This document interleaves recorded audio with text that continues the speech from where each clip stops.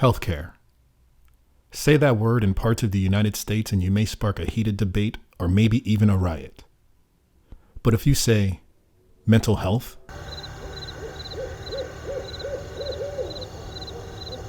according to a CNN report, an overwhelming majority of people in the United States think the country is experiencing a mental health crisis.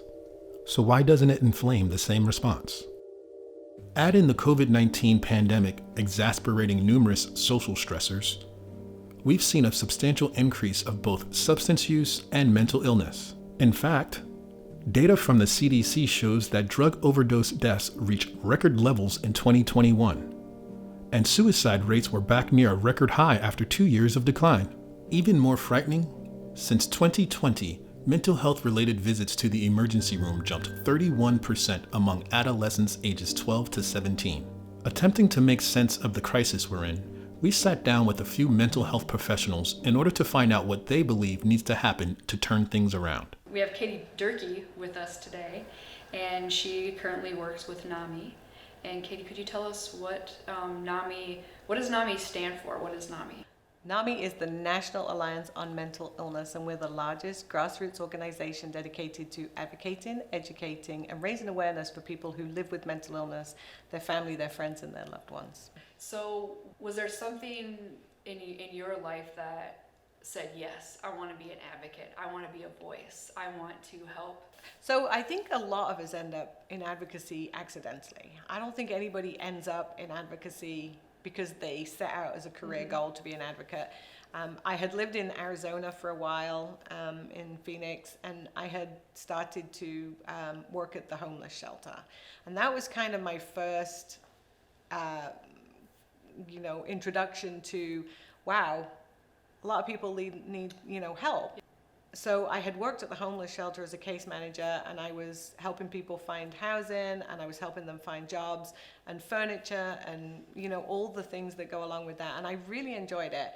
But then we moved across the country for my husband's job, and so I had left that behind. And I had adopted my kids, and then I was working at home as a medical transcriptionist. That's what I was doing for a living. At some point in that period, my brother had took his life, and then that had thrown us through a loop to start with. And I had already had my own challenges with anxiety and some of those things, and so it kind of started compounding with those things. And as time went on, some of my family members needed extra help, and so the reason that I had called NAMI was because I have my kids, and they were needing additional help, more help than I could give them, more help than I knew how to find and reach out for. So that really is what got me involved in this. When we have a family member or even one of our children or ourselves going through a mental health situation, as loved ones, how do we approach that? Because it can be a sensitive topic. People are quirky, right? People have their things, and people can hide things very well. But there are some very significant warning signs for knowing if something's going wrong with our mental health. And I think that it depends what age you're looking at. But if we have somebody who is in bed and they're very sad and despondent, is there a reason for that? Did their pet die? Did a family member die? It would be quite appropriate to spend several days grieving that. But if after 3 or 4 weeks they're still very lethargic and very sad and can't get out of bed, they're not brushing their teeth, they're not washing their face, they're not eating, then we know that that's going to be a little bit more of a warning sign. And so missing warning signs sounds so easy. But the truth is it can be very subtle. You have to look at what's going on with somebody and say, is this a typical reaction to this situation, or is this something that is outside of what we would consider a typical reaction? Right, so making sure to put things in context. Yeah, put it in perspective, and people need to talk. Life is not about going through solo. We're built to be within families and within social structures and to be around other people. And when that gets taken away from us, or when we withdraw from that, we should start paying attention and say, okay, this may be more significant than we realized. How common is mental illness? From 2019 to 2020, almost 21% of adults were experiencing a mental illness. That is the equivalent to over 50 million Americans.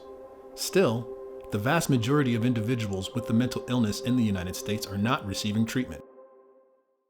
1 in 20 people live with a serious mental illness, like bipolar disorder or schizophrenia, schizoaffective disorder. It's life impacting, right? You may not be able to work, you may be on disability. So housing becomes a problem. Food becomes a problem. Transport is a problem, right? And it seems like, I don't know what's happened, but it seems like for some reason, it's almost like our culture has become afraid to connect with each other on a very human level. We can connect through food, music, outside things. But when it comes to connecting, whether it be about our pain or struggles or just on a human level, our experiences. I know, if I could solve that, or if we could solve that, I think maybe it would be, that would be it. That would be the golden ticket, right? But I don't know what the answer is. I mean, people say it's social media and it's schools and it's the pandemic, and I don't know what it is. I don't know what happened where we stopped connecting with people. I don't know why people stopped, living in communities, why people stopped, living with grandparents and with, in-laws. And I mean, I get that can be difficult sometimes, trust me. Sure. I get that. But by the same token, it's like there's that support system that's no longer there, Yeah. And so, grandparents, when I was a kid, my grandparents were very involved, and my great-grandmother was very involved in helping raise me. And that doesn't happen anymore, I think, to the same extent that it did. And I don't know what the answer is. I wish I did know the answer to that. All I can do for me is to still be a human, and still try and listen and support and connect with other people. Suicide. It's tragic and unfortunately has become more common over the past few decades. The parallel between mental health and suicide is indisputable, with nearly half of Americans who die by suicide each year having been diagnosed with a mental illness. Since 1999, the suicide rate among Americans has increased by 35%, while in 2020 alone, nearly 46,000 Americans died by suicide, and there were an estimated 1.2 million suicide attempts. While all of the mental health symptoms on the individual are dramatic, it is possible that the most significant impact is the emergence of suicidal thoughts. So when somebody dies by suicide, it's really shocking, and it's chaotic, and it's confusing, and it's disturbing and stressful and upsetting and all the things that you can think of. But it kind of should be. We can't say that you can reconcile those feelings as anything else, because it should be all those things. It's a distressing situation. And I think that that's one of the biggest things I learned going through advocacy, is that you can do everything right. I could have known that was coming. I could have seen all the warning signs. I could have had all the training and all the planning. But in the end, I don't control anybody. The only person I can control is me. And so I can be there. I can advocate. I can, I can educate. I can do all the things. But really, ultimately, you have to accept that, the things that you can control are what you can control. So, yeah, it's a challenge, because you want to save the world, right? Everybody wants to save the world, and I want to, but the older I get, the more I realize that I can impact, and I can educate, and I can advocate, but I can't necessarily, change how other people live their lives. Yeah, and for other people to know that, hey, every day isn't going to be dark. Yes. Yeah. It can be difficult when you're living through that time to realize that things can change, and it can be a long time. I mean, depression can last for a long time. It can be resistant to treatment. Anxiety can be resistant to treatment. It can be difficult to find what works for you, and it can be complicated. And hanging in there and waiting until all those things kind of come together can be really hard for people, which is why we have to be there to support them while they go through that. In order to fully grasp the state of mental health in America, copious amounts of research is still required. Suffice to say, the myriad of complications that can come about in the absence of mental health treatment are staggering. These complications make solving the root problem that much more difficult. And yet, there is still so much we don't know about the disorder and people who experience the debilitating illness. I think it's important for everyone to know that it's okay to have any type of mental health issues or disorders or even struggles. You know, it's okay. I feel like mental health is really stigmatized in our country. You know, you're crazy, you know, is the term, you know, thrown around. And you know, what's crazy? How do you define crazy? Yeah. I don't really, I feel like everyone needs to know that, first of all, mental health issues and disorders are real, and that it's okay. It's okay to have one. I know specifically, I think about suicide a lot. I've actually, you know, attempted to commit suicide 4 different times in my life. The first 2 were drug overdoses. I attempted to overdose with drugs. The third time, I'm a type 1 insulin dependent diabetic, and I overdosed on insulin, trying to kill myself. And then the last one that I had, being a person in long-term recovery, I was really struggling, really struggling. And, you know, I'd been to treatment, been to counseling, been to long-term recovery residences, and nothing had worked. And I gave up. I had no hope. And I overdosed on a lot of drugs. And I was living alone at my time. And, you know, I made peace with life. You know, that night, you know, when I took all the drugs, I was like, well, you know, it's been a good life for Foster and tapping out, you know. And clearly, I'm here today with you one more time. Well, I'm glad you're here with me right. But I don't know. I think that over 50% of suicides are associated with alcohol or drug use, you know, and abuse, dependence. I think there have been multiple studies done over time, and let's see, 25% of people who actually commit suicide are people with alcohol and drug dependence and use and abuse. Over 70% of adolescents that commit suicide is also tied into their abuse and use of alcohol and other drugs. I think that we all need to do everything as a community to help those people specifically, and also help everyone or anyone that thinks about suicide and trying to attempt it. So I totally agree with you. I mean, we need to stick together as a community. I also say mental health conditions are not casserole illnesses, because when someone in the community gets sick with maybe cancer, diabetes, what do? We rally around them. We, you know, we offer to help with the kids. We offer to do the laundry for them, go to the store. But when they find out that we're living or we're diagnosed with a mental health condition, nobody wants to be around us. Right. And that's where stigma comes in. Right? You know, 1 in 5 adults in the U.S. are living with a mental health condition. And 50% of those young adults don't receive treatment. Or adults don't receive treatment. And I totally agree with you when you say it's okay to not be okay, right? It's okay to say, hey, you know, I need to talk about it, right?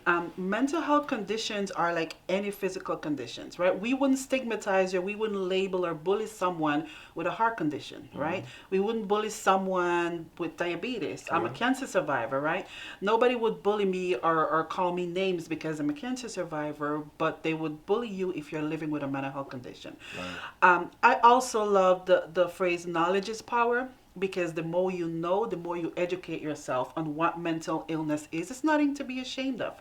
You know, I talk to my friends about my cancer treatment. Hey, I gotta go get my screening. Hey, I gotta take my medication the same way I talk to them about my mental health condition. And I think support, finding that strong support system, whether it's family, whether it's friends. I have a great bunch of co-workers that we support each other, right? Having that one or two person there that could support you. And mental health or mental illness doesn't define who we are. You know, I always say Denise first, mental illness second. Right. Right. And I heard you mention about suicide. I mean, I've attempted suicide twice as well. I remember one time just walking off the train and just walking into the emergency room because I know that I needed help.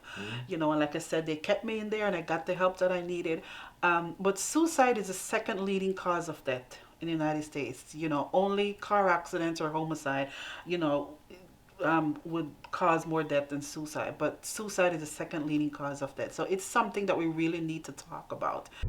People from all communities are affected by mental illness. Beyond the individual and their immediate family, mental health issues have a ripple effect on the entire community and the nation as a whole.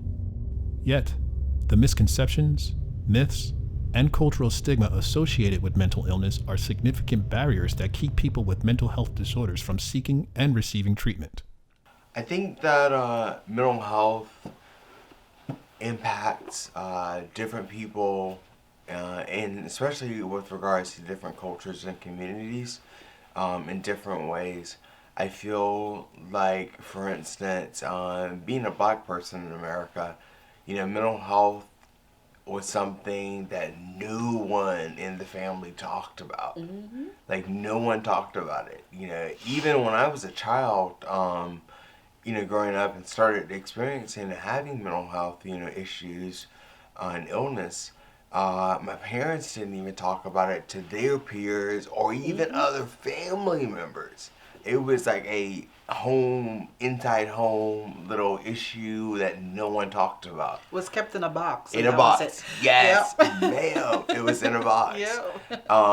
So I think that with that being said, I think that there's already the stigma attached and associated with mental health illness and issues, and that gets layered and, like, you know, compiled on the cultural differences, you know, of people in our country. I know specifically with families that are, you know, from China, Japan, South Asia. There's a big cultural stigma attached to mental health issues and, quote, family issues. And that's just not discussed with anyone at any time. I think there's also, as far as in being a black person, I think there are also racial differences in how mental health is focused and talked about and accepted, you know, based on races. You know, like I shared earlier, you know, being black, you know, it was like a inside kind of quiet thing. I feel in, like, white communities and white cultures, people are a little more open to talk about mental health issues. They're also more ready to go and look for some type of help to get it. And it's specifically, like, in the black family, it's like we treat it together as a family, as an immediate family within our family. So I remember the first time when I wanted to go see a therapist, and family members would say to me, "Why do you want to go tell your business to total strangers?" They were like, "Let's keep it in the house. Whatever it says in here, you know, happens in here, stays in here." So there's, I totally agree with you on that. It's not talked about. We really need to talk about mental health more, the same way we talk about physical health, right? And I think that all boils down to the education and the knowledge. if they're open to it. Because again, coming from a culture, Caribbean culture, I've met families that are not open to talking about mental health is the same as physical health. Because with physical health, you could see the signs, you could see the symptoms. With mental health condition, you see the behavior. Right. And so they judge you or they blame you based on the behaviors. I know in my culture, they would blame the parents. If the child is acting, oh, you need to discipline this child. You need to whip them into shape, right? And so the same way we talk about, you wouldn't whip a child that having a physical condition. So why do it with a mental health condition? With access to treatment severely limited, U.S. adults in non-metropolitan areas reported in 2020 that 48% with a mental illness received treatment, while only 62% with a serious mental illness received treatment. Rural Americans reported that they must travel twice as far to their nearest hospital and are twice as likely to lack broadband internet, limiting access to telehealth. Over 25 million rural Americans live in a mental health professional shortage area, where there are too few providers to meet demand. I think, and I could speak from my experience, I think for me, there's not enough healthcare providers to help those that are living with mental health condition. There's not enough doctors, there's not enough, therapists, psychiatrists, and there's a huge waiting list. I remember when I first went into after I came out from the hospital, I had to wait like almost, I would say 3 to 4 weeks for me to actually see a psychiatrist. So that's something that I think we need to have more of mental health providers or professionals to help those that are in need. And I think funding as well for programs and other organization to offer support and different programs for not only the individual but for the family member as well. Because when I went in with my daughter, nobody told me that there were programs like NAMI. Nobody told me what was going on with her. All they said was like, you need to get this medication for her, take her to a therapist and give her these meds. Right. Nobody educated on what the illness really is or how can I get help from me as a parent. Right. So I think that's something that could be helped a little bit more. Right, I totally agree with that. I think that, as far as in our whole healthcare system, and management, I think that the whole move to the private healthcare model, I think it creates a lot of barriers for people to get the help that they need. I also think that there are not enough community resources. I think there needs to be bigger, funding and, services offered by NAMI and organizations like NAMI across the country. Like every town needs to have a NAMI. Every town and every place, needs to have accessible, affordable, approachable, open, healthcare providers specifically trained and, skilled in mental health services and, treatment. I don't think there's enough, and I don't think that we really do a good job, as we discussed earlier, of being okay with and accepting mental health issues and illnesses with people. Because, like we talked about earlier, the stigma. I think the stigma is it's popularized and it's pushed on people through every type of media we have, be it TV, movie, reality TV shows, goes on and on and on. But I feel like we need to, as a country and as a community, we need to do better and take more active and really, really big leaps in getting rid of the stigma of having mental health issues and illnesses. Access to mental health care counseling is problematic at best in the United States. Close to half of all Americans struggling with their mental health are untreated due to either a lack of health care or a lack of knowledge about how to best address their struggles. Moreover, half of all Americans who reported mental health problems go untreated. Sadly, this does not tell the full tale of how insurance coverage is lacking for mental health treatment in the United States. As a social worker, Can you tell me about what you feel the access of care has been for your community?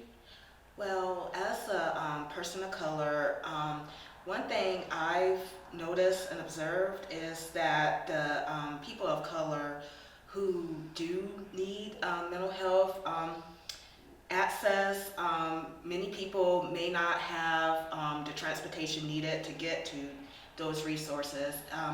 Especially one thing I've noticed is that people of color who may be working extra jobs, or people, single moms or single parents who may need that, who may need the mental health services. It's hard for them to find childcare or support systems that can provide them the time to get to the mental health resources that they need. So it's like a lot of underlying issues that are going on with people of color, or even low-income people in general, that could help them get to the access of care needed. Melanie, you are a certified peer specialist with the state that also provides training to people that want to become a peer specialist. With your work that you do in the community, can you tell me, has the stigma of mental health changed at all? Just within my lifetime, there's a lot more to go, but just within the time that I've been wrestling with my own mental health issues and advocating for myself and other people, looking back just within my own lifetime, I'm like, yeah, it's definitely improved. And going into the schools, kids are a lot more open and honest about their own struggles than they were when I was in school. So like I said, even within the past 20, 30, 40 years, ideas, cultural ideas are starting to change and starting to shift for the better, although there's still much more work to do. So there's been progress with more work to do. What's the work that we need to be engaged in? Well, we have talked a lot about community resources, and there are some very basic things like housing and food and things like that. Your basic needs, have to be taken care of first before someone can even begin to worry about, the state of your mental health. For example, I'm going to throw out a psychological term for y'all, but there's something called Maslow's hierarchy of needs. Okay. And what it is it is a pyramid, it is a triangle, and at the very base of that triangle is your physiological needs, that you need shelter, you need to be able to reproduce, you need to be able to get rid of waste, you need clothing, you need food, all those things. And the top of that pyramid is something called self-actualization. And that's where you kind of understand yourself as a person, your purpose in life, and da-da-da. Well, you can't reach the pinnacle of that pyramid until those basic levels are satisfied. You're not worried about your purpose in life if you're worrying about where your next meal is going to come from, or how you're going to be sheltered from a storm. So at a community level, we need to do, more affordable housing. That is trauma reduction. That is suicide prevention. We need to make sure people have access to food. That is trauma reduction. That is suicide reduction. Just at a very basic community level. So Veronica, why do you think there is such a limited access to care or quality of care for individuals? Well, most people who are disabled by their mental illness are on Medicaid or Medicare, and I think that there's this prevailing idea within the people who make these sorts of decisions that people who are on government assistance either are trying to scam the system, or they aren't worthy of help. They're just worthy of pity. And I think that very often they're making decisions based on things like, we should make care as hard as possible to get, and we should give as little as possible, so that we really encourage people to get off of government assistance, off of Medicare, Medicaid, Social Security, and things like that. And so in that mindset, which I understand, because I used to have kind of that mindset before I became disabled, in that mindset, they are basically punishing people for being disabled. And they may not see it as punishing people for being disabled. They see it as punishing the fakers who are trying to take advantage of the system. When in reality, hardly anyone wants to be on disability. I mean, it's not fun. And so I think that that's really the root of all of these problems, is that they don't see us as individuals with lives worth living, that are fruitful, that are, we're doing things with our lives. They see us as charity cases, and all we get is the bare minimum, and we should be grateful for that. Yes. Okay. Maria, how do we change that? How do we change that, or how can we help or fill in the gaps for those individuals that are not receiving quality care? It starts at the state level, advocating, sending in your letters to our governor officials, or anybody who we know can fund, which I know they can. We know they can. It's a matter of, why are you not doing it? Where else is their funds going? If you look in just Rock Hill, the only mental health facility that I know of is Catawba Mental Health. I don't know of any other ones. I have to travel up to Charlotte or Columbia to get help. Wow. And it's not like we don't have a place we could put it. It's like 57 million people in America have a diagnosable or diagnosed mental health condition. That's a quarter of the population, which is probably even more now after COVID. Okay, not all of those people are on disability. And if those people can't get the care that they need, they can't continue to work, which affects our entire economy. If we can't keep people well enough to work, then we don't have, the manpower to do the things that we need to do, which is why healthcare in general is important. Like, if you want to keep, people working, these people need to be well enough to work, regardless of if it's mental health or any other kind of health condition. And so, access, period, is important for everybody, and being able to stay healthy is going to make a huge impact on our economy. Scarlett, what do you think that the community is doing well and not so well in regards to mental health and disabilities? Well, I do think that there is some good support out there. And there's not necessarily a lack of resources, it's a lack of access for a lot of people, I think. So NAMI provides a lot of free resources, which is amazing. But a lot of programs, they require very specific requirements to get into their programs, or they are more expensive, or they don't take certain insurances and things like that. So I think there is a lack of accessible care that really needs to be addressed. So I'm 24 years old, and I'm a mental health and disability advocate. So I spend a lot of time volunteering in those areas. But I'm also somebody who lives with mental health conditions, and as well as chronic physical health conditions. My main diagnoses are agoraphobia, PTSD, and bipolar disorder. I started having more anxiety issues, more depression issues, which led to me kind of becoming personally more isolated. I suffered from bipolar 2 disorder, and I also have depression. What are things that you do now or have tried before to manage and cope with your mental health symptoms? Well, I actually use a psychiatric service dog. Hesty is my third psychiatric service dog.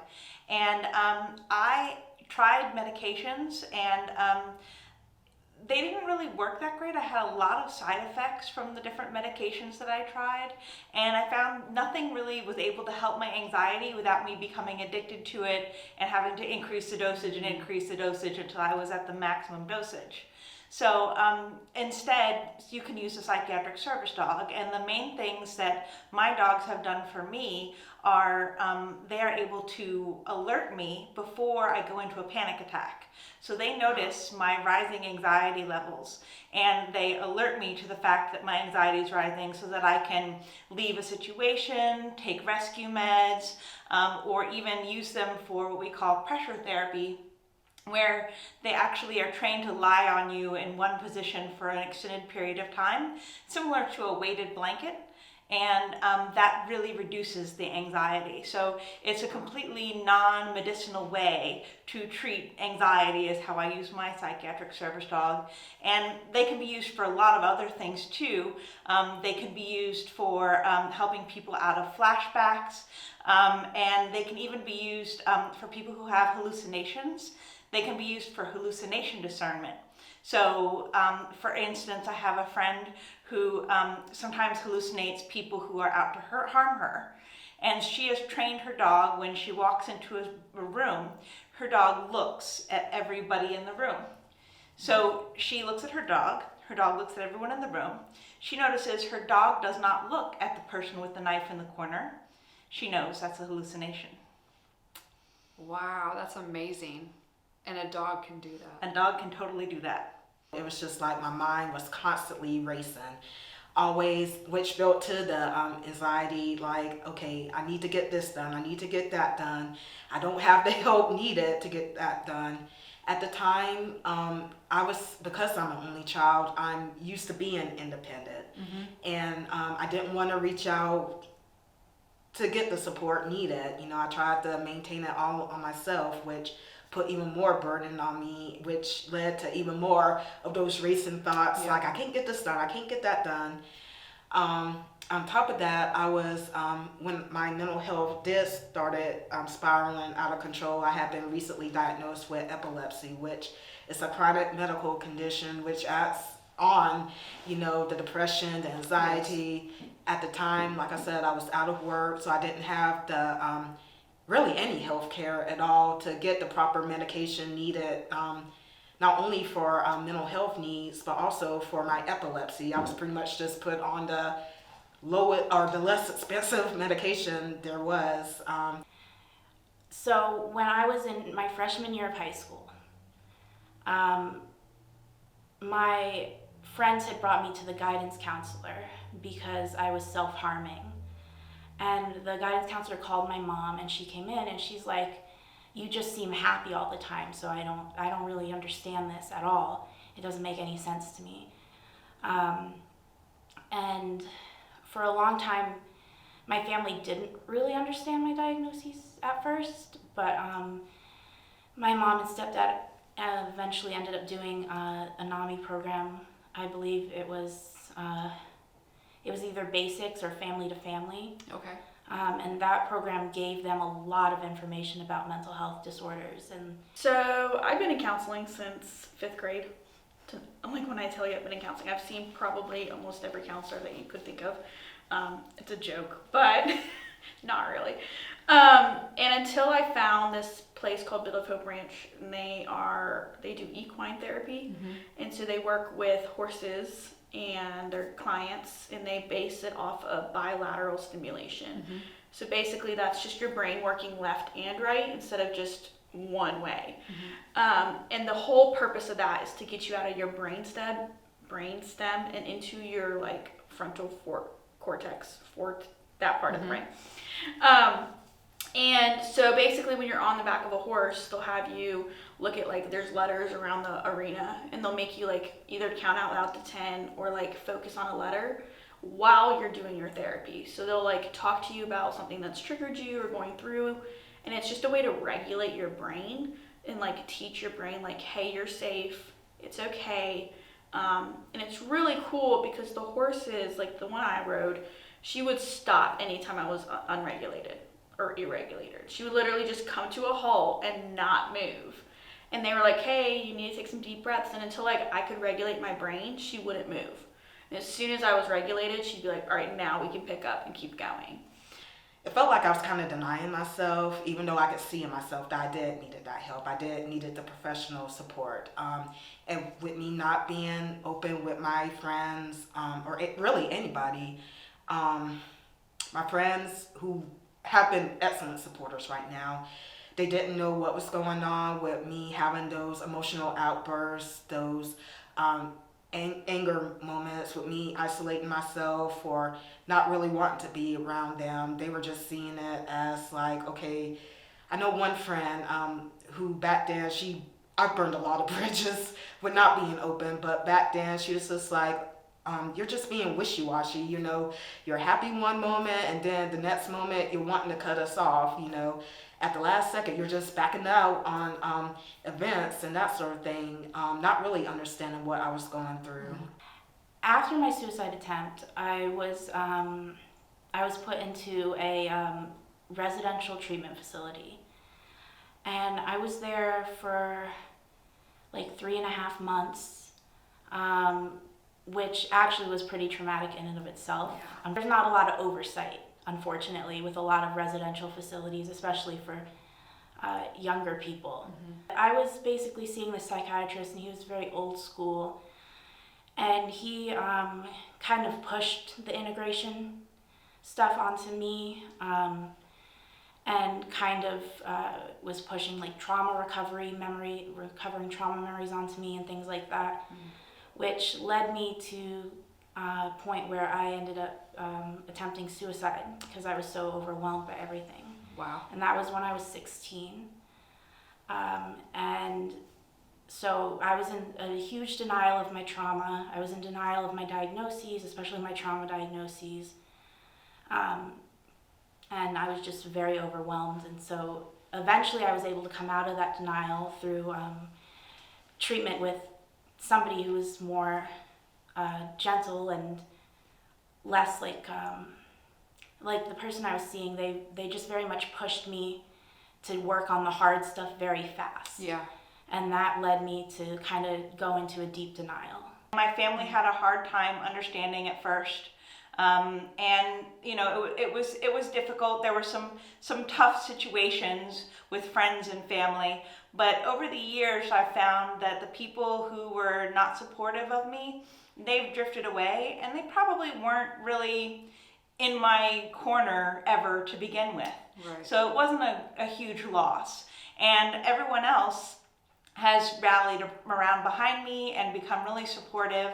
And now I have a very supportive family, especially my husband's family. You know, if we're having a family get together and I'm supposed to bring a certain dish for the family get together and I'm having a hard time, my mother-in-law will tell me, you know what, don't worry about it, I'll bring that dish, you know, you're fine, just come, or if you can't come, that's fine, we'll understand. And they're extremely supportive. So they never ask me questions to the point of where I feel like I'm a circus act or something like that. Yes. They just act like they're concerned, caring family. I had my first suicidal attempt, and it really wasn't a lot of times you see I tried to overdose or I tried to hang myself. Mine was just I literally took a razor and tried to cut my wrist, and it was enough to where my parents were like, oh my gosh, we need to do something. And it was just my way of being hey, I need help, but I don't know how to verbalize it because I don't really trust you. Yeah. And so I got admitted into a mental facility in Charlotte, and it was terrible. It was absolutely miserable. The person I was with was convinced I was gonna kill her. I had to shower without a door, and then at 3:30 and every morning they would wake you up to do lab work and take your vitals, and then of course you can't go back to sleep because you're awake and you can hear everybody else screaming and freaking out that they're being woken up from sleep. It was terrible. And really there was so much, we heard kind of earlier, there were so many things wrong with the system in the hospital that I didn't understand until I became an adult. Now obviously I have a way better understanding of why they do what they do or whatever. But anyway, so I got out of there. I was there for about a week. I think it was close to almost 2 weeks. It was miserable. I had my counselor would come see me, my parents would come visit. I had some a pastor come visit because I was lonely. I was just this really blows. I had to do school from there. And it was just being around other people that were kind of like you, but also sometimes a little worse. So you were whoa, I don't want to be here. And you can't get out. And it was traumatizing. And I think that's the best way to describe all of it, was traumatizing. When it comes to treatment, doctors may offer medication to help with symptoms of a mental illness. Someone afflicted might even need to try different medicines before finding the one that works. It's important to note that medications can vary in how long it takes before they begin to work. Where some antidepressants can work immediately, some may take a few weeks. It's really all about what is going to assist the patient in being what I called functional. So everybody has this one thing that happens to them in mental health that kind of gives them almost this stall or puts them in this space. And sometimes medications actually help with them getting out of that space and being able to kind of start to talk about some of the things that are in their heart and in their mind. So a lot of the times it's about gathering all that information from them and kind of understanding where they're coming from, what symptoms are bothering them, and what it is that they're looking for help with. When taking medication, unpleasant side effects can deter a patient's progress. For some, it is essential to find the right balance of medication that helps ease symptoms and has the least side effects. It is in this critical time where the doctor will aim to not lose sight of the patient's original issues through therapy. Again, it's going back to that functionality and recognizing that they are the ones that are taking the medications. So I always tell people, hey, tell me how you're feeling. What is better compared to the last time? When we started this, what is something that you wanted to have treated that is now different because you're taking the medications, either for the good or the bad? And sometimes it's going back to square one. Sometimes if they find that the medication that they're trying doesn't make them feel functional. And again, I go back to that functionality, being able to live life, being able to communicate with people, being able to stay in touch with themselves, being able to just function throughout the day-to-day things that they have to do. It's no secret that pharmaceutical companies receive substantial government assistance in the form of publicly funded research and tax breaks, yet they continue to charge exorbitant prices for medications. Unfortunately, according to recent studies, uninsured patients are more likely to receive suboptimal care. Shamefully, the treatment duration for uninsured patients is shorter than the treatment of those insured.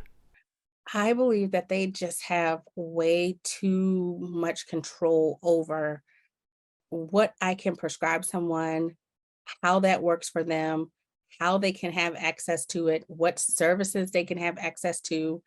And it is absolutely insane. It's insanity how much control they have over, hey, this person's been on Seroquel for 10 years. Oh, well, they've switched to now this particular insurance. Oh, well, now here, prescriber, you now have to do a prior authorization to prove that this person is going to be safe on this medication that they've been taking for 10 years. If we decide as an insurance company that we don't want to pay for it, we're not going to pay for it. They then have to pay out of pocket, or they come off of those medications, which then leads them down a pathway of going to an inpatient unit because they can't afford to get their meds, so they're no longer taking them. So some of their symptoms that they had that made them totally functional and having a job is now gone. There are some early warning signs when I begin to spiral out of control, and if I address those early, I could be just as manageable and productive as anyone else in the community. I begin to teach myself about the triggers, things that have set me off or push my buttons. And I too can have some control of the outcomes. There are things I can do like journaling, exercising, connecting with other individuals and things of that nature. And even if I miss that and get to a part where things are breaking down in my life, I still can rewrite the ending before I get into a crisis. So a lot of meds, like for instance, antidepressants, they actually take about like 4 to 6 weeks to work. And so it's kind of encouraging the patient to keep taking the med. Please don't stop abruptly because we have to start over. But also that, hey, we got to also incorporate therapy into this. So a lot of times it's about really taking a look at over the course of, if it's an antidepressant, those 4 to 6 weeks. If it's another med, it may be up to 2 weeks, 2 or 3 weeks, and really evaluating what is different, what's going on, how are they feeling. And I always encourage folks to give medications at least 6 months to a year, get in some good therapy, get some tools in place. That way, when you do decide, hey, look, I don't think I want to try these meds anymore. I just want to try something different. You got some things to pull out of your toolbox to literally say, hey, this is how I'm going to work on my anxiety. I no longer need this Xanax. In the recovery model, my diagnosis, it's not a place. It's not a destination. It's not I'm going to get to that place and everything is going to be all right. It's the journey. And I have to work on that journey every day, and I love it. My worst day on this journey of recovery is better than my best day when I was out and not taking my medication, not doing the things to support myself, not exercising, not whatever that thing is in your life. Find out what it is and do it as often as you can so that you can stay between the lines and achieve your dreams. They're just like you and me. They look just like you and me. They have life just like you and me. And from whatever may have it with their different life circumstance, something happened to them, or they have some sort of genetic makeup that they can't help that has led them down this pathway of the behavioral health and getting assistance and getting therapy to, just get back to being who they really want to be and finding that for some people, it's finding their purpose. Um, it's also about, really trying to understand who they are and getting to know them for as an individual. Support comes in a lot of different ways. Unfortunately, for some individuals, family may or may not be a good level of support, but I am blessed that my family is very supportive. They are aware of the wreckage of my past, and so they too have educated themselves, and they can see me things, those early warning signs, where I'm a person that, personal hygiene is huge, then all of a sudden I'm not properly groomed, punctuality is great, and then now I'm getting up at 12 noon, I have somewhat of a happy demeanor and stuff like that, but now I'm sad and angry all the time. They can see, those are visible signs that something is going wrong with me. Not only can I address them myself, but people who know me well can address those. For humanity's sake, provide a way for everyone to have access to care. Provide a way for even people who have insurance or folks that are seeking just to talk to someone, a way to do that. We've come up with different things such as 988. We've come up with different things such as the suicide hotline, every other thing. But at the end of the day, they still got to get an appointment. There's still meds that are in a shortage. There's still things that providers every day have to do to make sure that people can actually get back to being functional. And even for myself, I think it's important to really understand that access to care is so important at certain crucial times, like when you have a traumatic thing happen to you and you're looking for someone that can listen. And that's all folks in behavioral health want, is to be heard and listened to. It's a daily struggle. Losing is not an option. It really isn't. There's hope. There is hope.